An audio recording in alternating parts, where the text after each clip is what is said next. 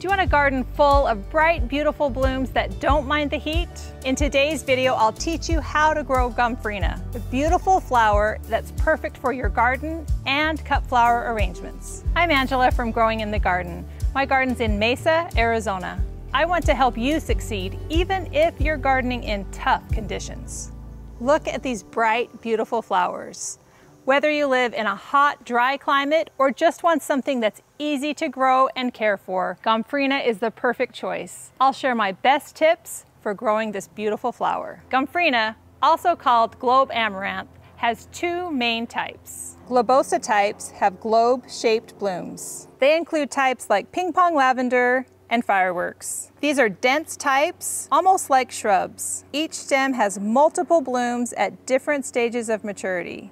Each stem has different knuckles, and so you'll have blooms at various stages of harvest on the same stem. And they have lots of vegetation and green growth. Haageana types have fewer leaves and deep saturated colors. The bloom shape is more elongated and less globe-shaped. You only get one bloom on the top of each stem. This includes varieties like Strawberry Fields, QIS, or Kiss Carmine. You can start your own seeds or buy transplants, whichever you prefer. If you're gonna start seeds, start them indoors about 6 to 8 weeks before you plant outside.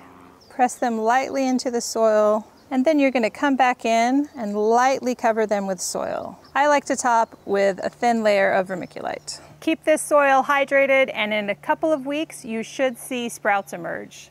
Thin it down to the strongest seedling. If you're buying transplants, look for young, tight, green transplants. Avoid any that have drooping leaves or anything that looks like pest damage. Wait to plant outside until there's no more danger of frost and outside temperatures are in their 70s. Gomphrena likes warm conditions. Here in the low desert, begin planting outside in March, all the way through early July. Start seeds indoors beginning in January through May. Pick a location that gets plenty of sunlight. Gomphrena does not mind the sun or the heat. It grows well even in containers during the hottest months of the year. It grows best in soil that is well draining and has some nutrients. Allow about a foot between plants. I like to put it at the end of my bed so it spills over and I can enjoy it in the garden.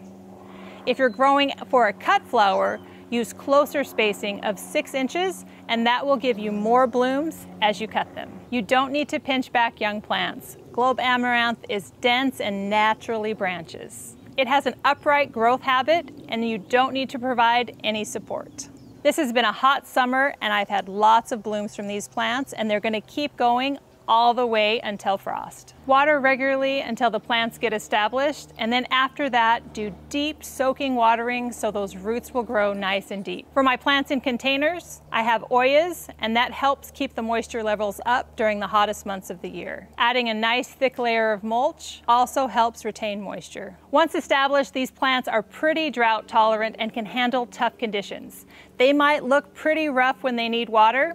Give them a drink and they should bounce right back. Gomphrena is easy to care for. It's rarely troubled by pests or disease. In fact, it brings so much wildlife and pollinators into your garden, you will love watching all of the bees. Although it's usually grown as an annual, it can be a perennial in zones 9 to 11. Don't cut it back before we freeze. It often comes back in the spring. Once new growth starts, you can cut off any frost damage. If you cut it back before winter begins, if we freeze, that frost is gonna zap that plant and kill it. Globe amaranth flowers are beautiful and versatile. They're edible, so you can use them to decorate cakes.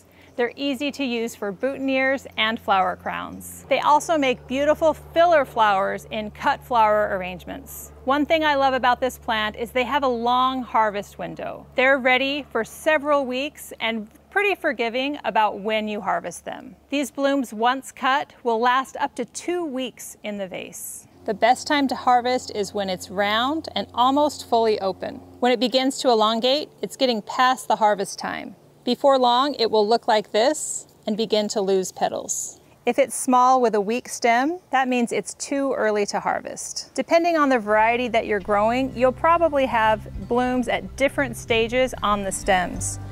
When you're ready to harvest, reach down deep into the plant and cut it near the base of the plant. Then you'll have that whole stem.